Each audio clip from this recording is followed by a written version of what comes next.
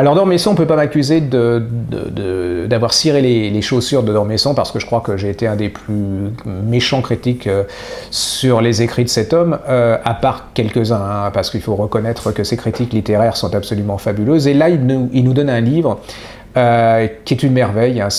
On a l'impression que c'est un de ces derniers. Hein. Il sent que la vie s'échappe, il a plus de 80 ans, et il nous raconte sa jeunesse sans mélancolie, hein, en disant que c'est une époque disparue, mais qu'il a beaucoup aimé, voilà, c'est dans un espace-temps qui n'existe plus. Et puis il va surtout nous raconter, il va nous parler de nous à travers lui. C'est un livre que vous allez reprendre, qui vous pose des questions sur notre siècle, qui nous parle de qu'est-ce que c'est que la modernité. Et là, il est d'une méchanceté, mais d'une lucidité, je crois, extraordinaire. Ça doit être l'âge qui donne ça. Il va nous parler de la vitesse dans notre époque, en disant mais les enfants, à force d'aller très très vite, de plus en plus vite, on ne fait plus rien, on ne réfléchit sur rien.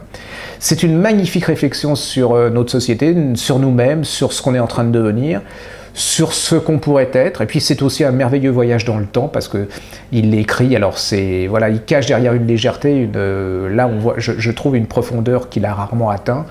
Je vais pas en faire des tonnes, parce qu'il est déjà, il se vend beaucoup, c'est un des grands succès de la rentrée, mais allez-y, voilà, n'ayez pas de préjugés sur cet auteur, allez-y sur ce livre. Je trouve que c'est un livre testament, c'est un magnifique livre.